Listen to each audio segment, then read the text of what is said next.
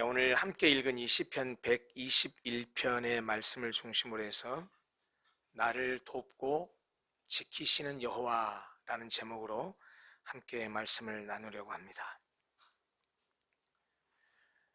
인간은 누구나 다른 사람에게 의존하기보다는 자주적이고 독립적이기를 원합니다. 어떤 일이든지 남에게 의지하기보다는 자기 스스로 해내기를 바라지요. 그래서 현대의 젊은이들은 누군가에게 의존하는 것을 자존심이 상하고 수치스럽게 생각해서 종교를 우습게 생각합니다. 왜냐하면 종교의 본질이 신에게 의지하는 거잖아요. 그래서 신에게 의지하는 것이 어리석다는 것이지요. 그러나 그런 젊은이들도 인생을 살다 보면 깨닫게 되겠지만 우리 유한한 인간은 자신의 힘과 능력만으로는 해결할 수 없는 그런 여러 가지 문제와 상황에 부딪히게 됩니다. 아무리 돈이 많고 권력이 있어도, 아무리 지식이 많고 능력이 뛰어나도, 아무리 실력이나 기술이 출중해도 자신이 해결할 수 없는 한계에 부딪히게 되면 자신도 모르게 이렇게 말하게 됩니다. 누가 나를 도와주지? 내가 어디서 도움을 받지? 물론 모든 것을 다 갖춘 사람이나 어떤 문제든 자신의 힘으로 해결할 수 있다고 생각하는 사람은 다른 사람의 도움이 필요 없다고 생각할 수도 있습니다. 그러나 여러분과 저 같은 보통 사람들은 한계 상황에 부딪혔을 때뿐만 아니라 너무 불합리하고도 모순투성이인 이 삶을 살아가면서 자신을 도울 수 있는 무엇이나 자신을 도울 수 있는 누군가가 있었으면 좋겠다고 생각하는 것이 인지상정입니다. 더구나 불신과 불안의 세대를 살아가는 현대인들은 자신에게 참으로 도움이 될 수 있는 무엇인가를 더욱 간절한 심정으로 찾고 바라는 것 같습니다. 문제는 누가, 무엇이 나에게 그런 도움이 될 수 있느냐 하는 것입니다. 그런데 오늘 우리가 읽은 이 시편 121편은 바로 그런 문제에 대해서 우리에게 답을 제시해 줍니다. 나를 도우시는 분, 나를 지키시는 분, 그분은 바로 천지를 창조하신 여호와 하나님이시라는 것입니다. 여호와 하나님께서 그의 백성을 도우시고 지키신다고 말씀하고 있습니다. 이제 본문을 구체적으로 들여다보려고 합니다. 먼저 우리가 이 시편 121편을 읽을 때 오늘 표제어를 그래서 먼저 읽고 시작합시다 그랬는데 121편에 표제어가 붙어 있는데 맨 앞에 본문 앞에 이렇게 쓰여 있습니다. 성전에 올라가는 노래라고 표제가 붙어 있습니다. 이 표제어, 성전에 올라가는 노래라는 이 표제어는 시편 121편 우리가 읽은 이 본문뿐만 아니고 그 앞에 120편부터 134편까지 15개의 시에 동일하게 붙어 있습니다. 신명기 12장을 보면 하나님은 출애굽시킨 이스라엘 백성들에게 자신의 이름을 두실 특별한 곳을 선택하시리라고 약속하시고 오직 그 특별한 그곳에서만 제사를 드리라고 명령하셨습니다. 바로 그곳이 구약이 말하는 성전입니다. 성전이라는 말은 거룩할 성자에 집전이란 말이죠. 이 성전이란 말은 말 그대로 신성한 집, 거룩한 집이라는 뜻입니다. 이렇게 성전은 하나님께서 임재해 계시는 곳으로서 하나님께서 그의 백성을 만나 주시는 곳이기도 했습니다. 신약시대에 와서는 지금은 예수를 믿는 우리의 몸이 성전이 되어서 성령 하나님께서 우리 안에 거하시면서 늘 우리와 함께 하시지만 구약시대에는 오직 거룩하고 신성한 하나님의 집인 성전에서만 하나님께 예배하고 성전에서만 하나님을 만날 수 있었습니다. 그래서 출애굽기 23장을 보면 하나님은 이스라엘 백성들에게 매년 3번 하나님을 향해 절기를 지키라고 명령하셨고 모든 남자는 매년 3번씩 주 여호와께 보이라 라고 명령하셨습니다. 그 3번의 절기가 무교절, 맥추절, 수장절입니다. 그때는 이스라엘 백성들이 성전에 올라가야만 했습니다. 무교절은 출애굽을 기념하면서 감사하는 절기로서 6월절이 시작되는 저녁부터 7일 동안 누룩 없는 떡을 먹으며 지키는 절기입니다. 무교절이라는 말이 한자인데요, 없을 무자에 교가 효라고도 발음합니다. 이 한자는 발효할 때 효자입니다. 이 교자는 누룩이란 뜻입니다. 그래서 무교절 그러면 누룩이 없는 떡을 먹는 절기라는 뜻입니다.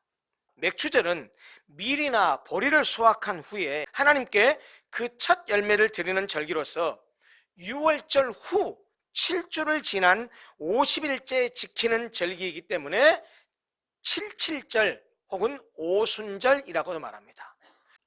수장절은 숫자는 거둘 숫자고 장자는 저장하다, 감추다 할 때 쓰는 장자입니다. 수장절은 한 해의 농사를 마무리 짓고 거두어서 그 곡식을 저장하면서 지키던 절기인데요, 장막을 짓는 절기라서 장막절이라고도 말하고 그 장막을 풀로 만든다고 해서 풀초자를 써서 초막절이라고도 합니다.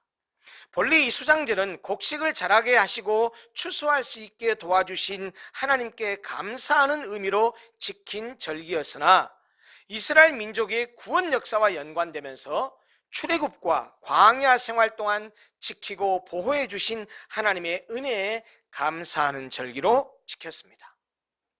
이렇게 출애굽기 23장의 하나님의 명령을 근거로 해서 이스라엘 백성들은 6월절, 맥추절, 장막절, 이것을 3대 절기로 지켰습니다.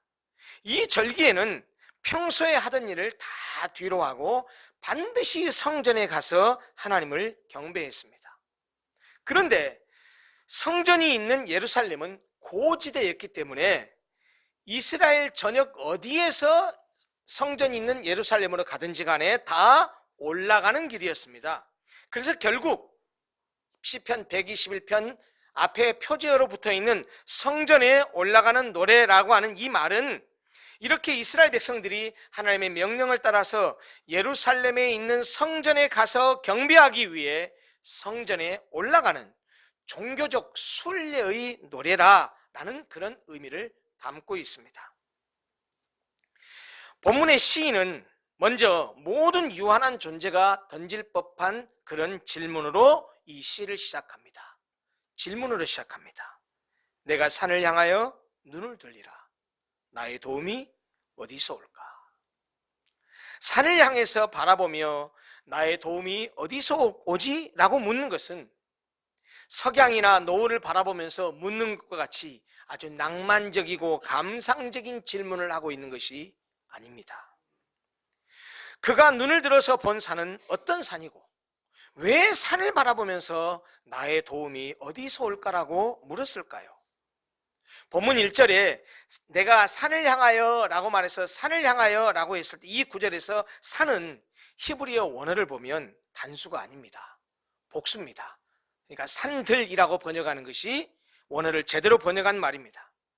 그리고 이 산들이라고 하는 말 앞에 정관사가 붙어 있는 것으로 보아서 알려지지 않은 불특정한 산을 가리키는 것이 아니라 누구나 산들이라고 말하면 누구나 알 수 있는 바로 그 산을 지칭하는 것 같습니다.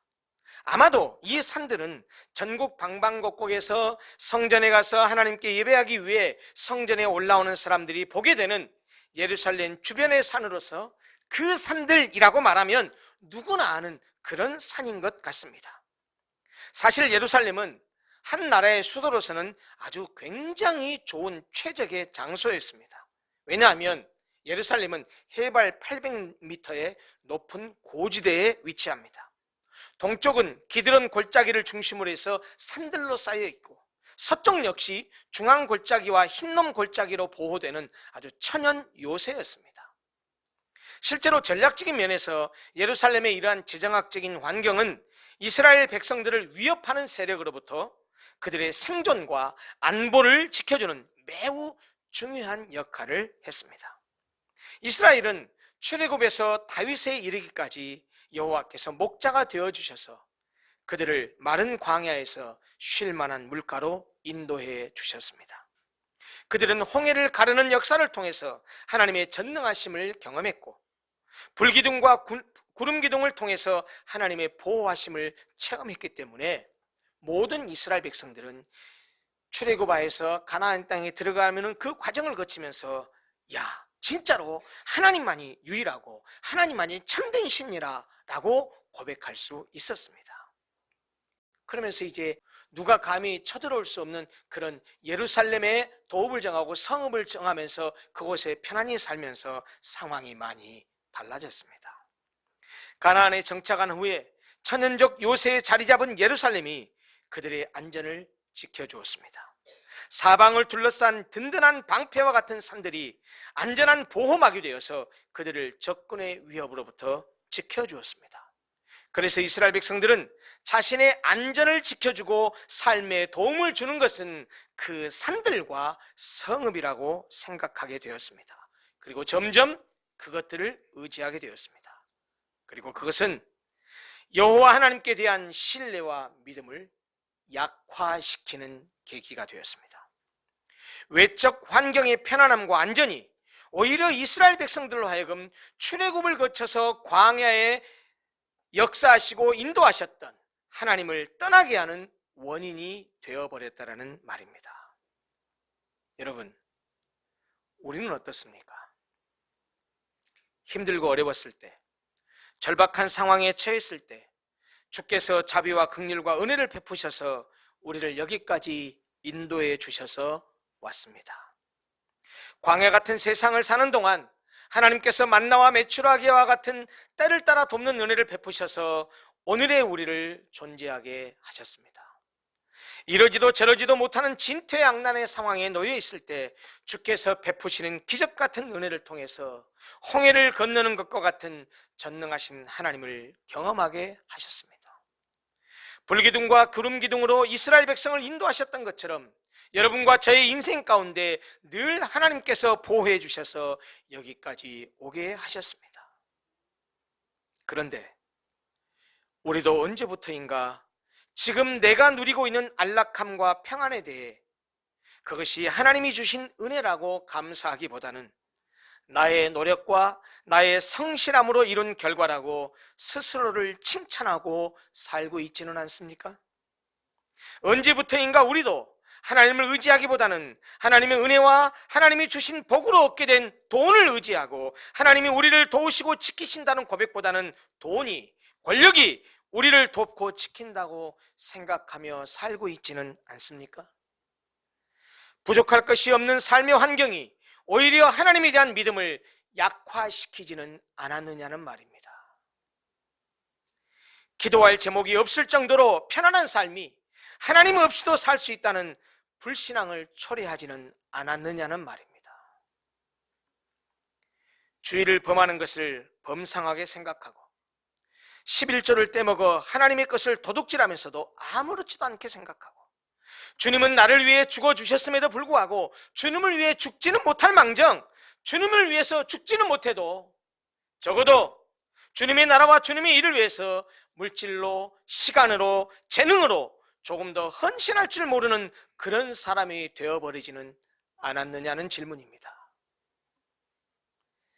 믿음을 가져도 적당히 가져야지, 교회를 가도 주일날 한 번 가면 됐지, 기독교에 미쳐서도 안 되고 종교에 미쳐도 안 되고 종교에 빠져서도 안 된다고 하면서도 세상과 하나님 나라에 양다리 걸치고 신앙생활이 아닌 종교생활을 하는 사람이 되어버리지는 않았느냐는 말입니다. 예배를 드리러 와서 예배를 드리는 것이 아니고 예배를 구경하고 있고, 예배를 드리러 올 때 하나님, 내가 제대로 신앙생활을 하고 있는지 나를 말씀에 비추어서 나를 돌아보기를 원합니다.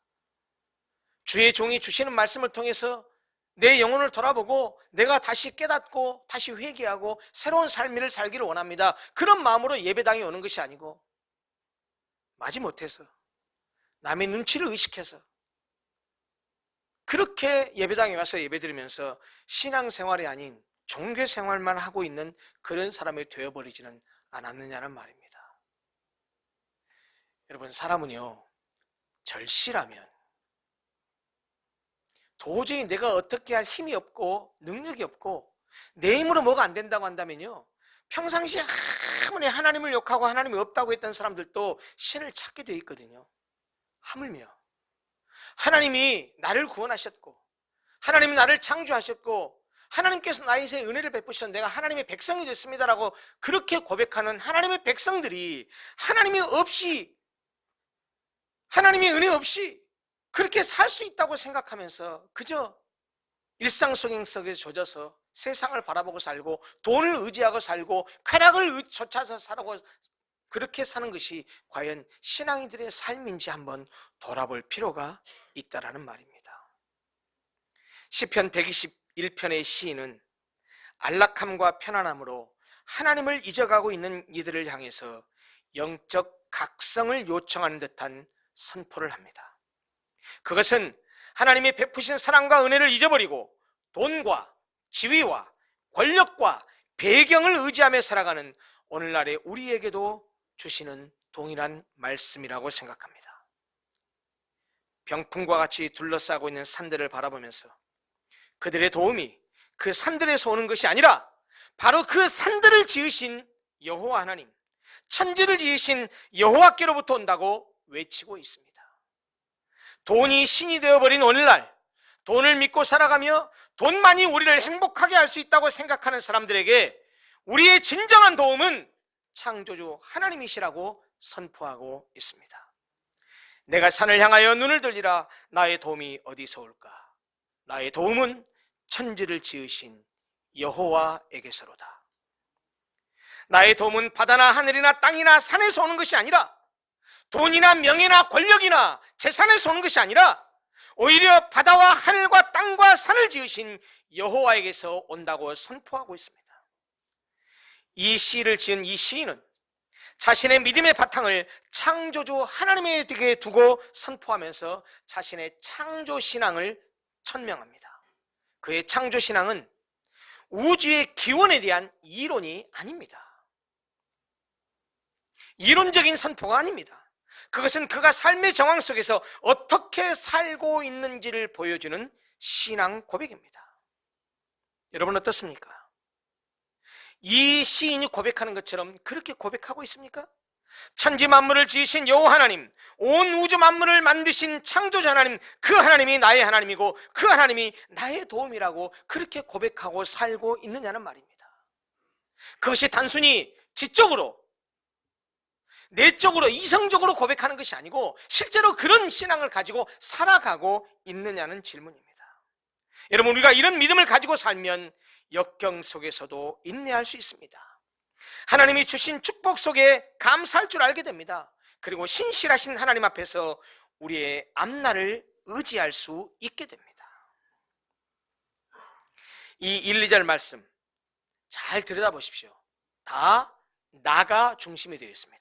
내가 산을 향하여 눈을 들리라. 나의 도움이 어디서 올까? 나의 도움은 천지를 지으신 여호와에게서로다 라고 말씀하면서 주어가 나로 되어 있습니다.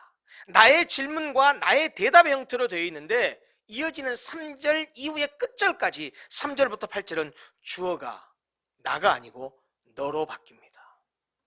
하나님을 향한 나의 믿음의 고백을 통해서 너에게, 상대에게 그 확신을 전달하면서 너에게 축복을 하듯이 노래하면서 여호와 하나님께서 너를 어떻게 도와주시는지 구체적이고도 자세하게 설명해 줍니다. 나의 도움이 어디서 올까?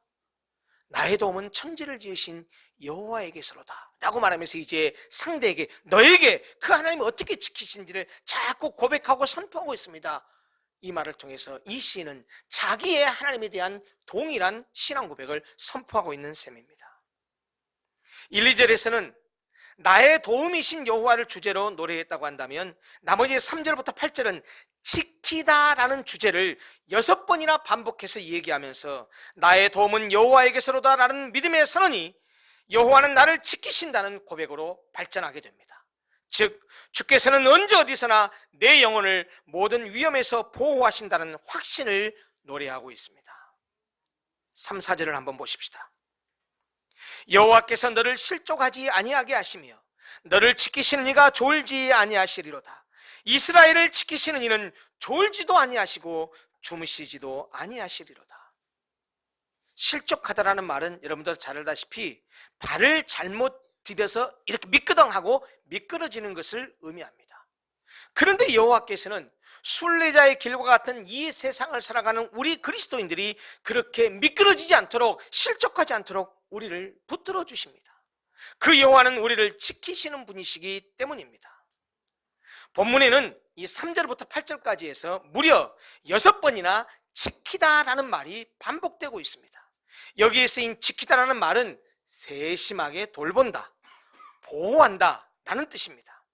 우리를 지키시는 여호와께서는 우리를 세심하게 돌보시며 보호하시는데 파수꾼이 성을 지키듯이 늘 깨어서 지키십니다.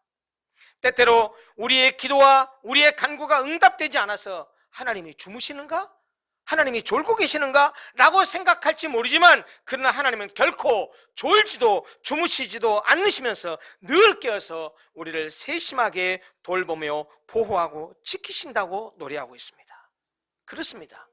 본문이 말하는 것처럼 이스라엘을 지키시는 이는 나를 지키시는 분이신데 그분은 졸지도 아니하시고 주무시지도 아니하면서 우리를 지키시고 계십니다. 5절 6절을 보십시오. 여호와는 너를 지키시는 이시라. 여호와께서는 내 오른쪽에서 내 그늘이 되시나니 낮의 해가 너를 상하게 하지 아니하며 밤의 달도 너를 해치지 아니하리로다. 오른쪽은, 여기서 묘사된 오른쪽은 도움과 지원을 하는 곳입니다. 그 오른쪽에 여호와께서 계신다고 말합니다. 그리고 그늘이 되신다라는 말은 보호하신다라는 의미입니다. 따라서 여호와께서 내 오른쪽에서 내 그늘이 되신다라는 표현은 여호와께서 너 곁에서, 네 곁에서 지키고 보호하신다라는 말입니다.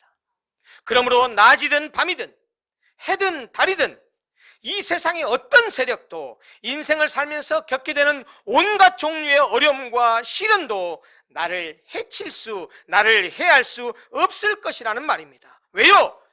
여호와께서 나를 지키시는 분이시기 때문입니다. 마지막 7, 8절을 보십시오. 여호와께서 너를 지켜 모든 환난을 면하게 하시며 또 내 영혼을 지키시리로다. 여호와께서 너의 출입을 지금부터 영원까지 지키시리로다. 나를 지키시는 여호와는 내 앞에 있는 환난을 면하게 하십니다. 여러분, 예수 믿으면 환난이 없습니까?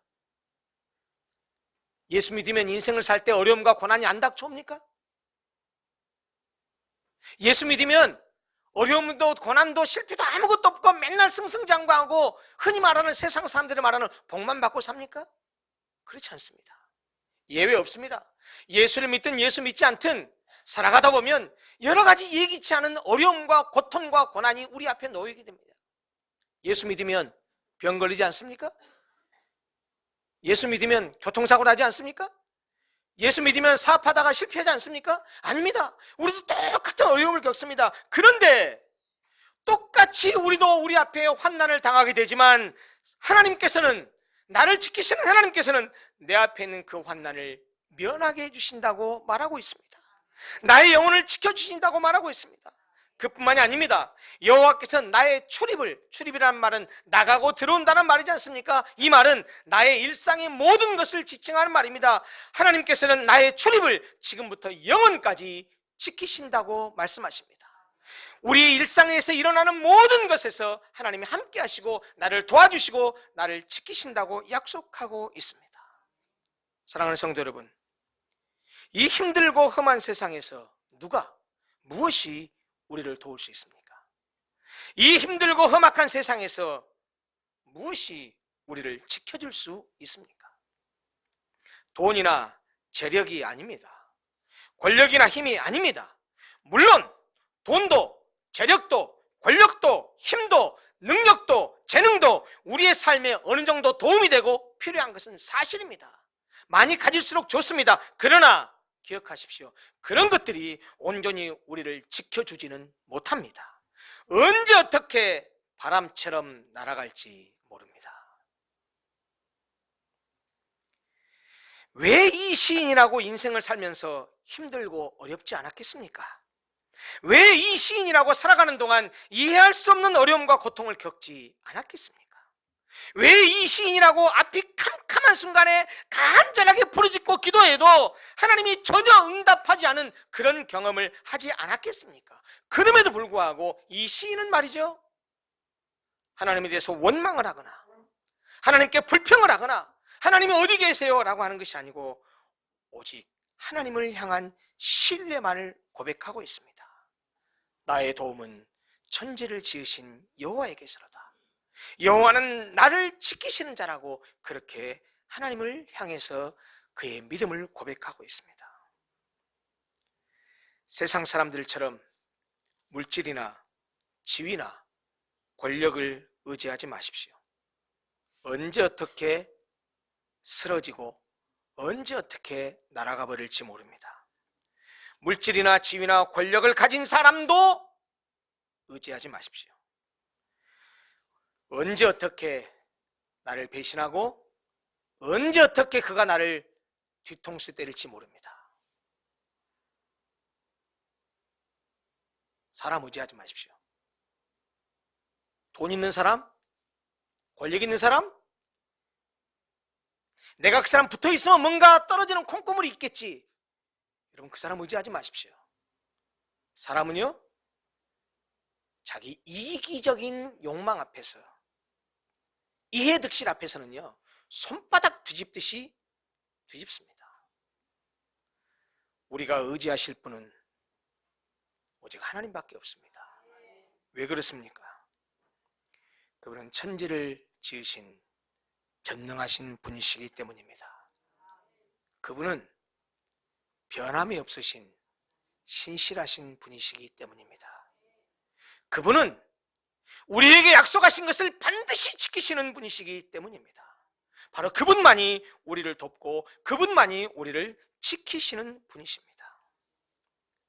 사랑하는 성도 여러분, 이 시인이 노래하고 있는 도움과 지키시는 분이 누구인지 분명히 기억하고 살았으면 좋겠습니다. 여러분, 우리가 이 말씀을 기억하면서 이 시를 보면서 함께 읽으면서 함께 이 말씀을 묵상하면서 이런 마음과 이런 다짐을 가졌으면 좋겠습니다. 우리가 예배당에 올 때도 예배드리러 나올 때도 이런 마음을 가지고 이 시인처럼 이렇게 노래하고 하나님께 예배하러 왔으면 좋겠습니다. 나의 도움이 어디서 올까? 나의 도움은 천지를 지으신 여호와에게서로다. 여호와는 나를 지키시는 자라. 그가 나와 함께 하시기 때문에 낮에 해도 밤에 달도 나를 해치 못할 것이다. 그분은 주무시지도 않고 졸지도 않으면서 나를 지키시는 분이다. 그분은 나의 출입을 영원토록 함께 하실 그럴 분이시다 라는 믿음을 가지고 하나님께 예배하러 나오고 그분을 찬양하고 그분을 노래했으면 좋겠습니다.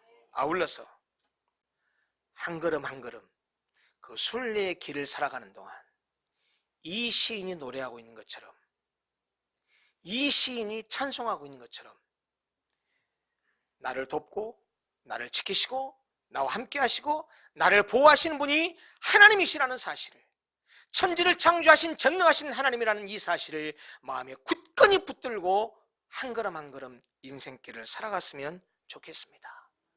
사랑하는 성도 여러분, 인생길이 참 어렵고 힘듭니다. 내가 바라고 원하는 대로 잘 되지 않습니다. 이 언덕만 넘어가면, 이 꼭지만 넘어가면 모든 것이 풀리고 순탄하게 될 것 같은데 너무너무 힘듭니다. 그걸 넘어가기 힘듭니다. 하나님께 기도하고 하나님께 간절히 간구해도 하나님이 좋으시는지 주무시는지 도대체 대답을 하지 않습니다. 그러나 여러분, 그런 환경 가운데서도 잊지 말고 그리고 단단히 붙들고 가야 될 신앙의 원리가 있습니다. 믿음의 신조 같은 것이 있습니다. 그것은 무엇입니까?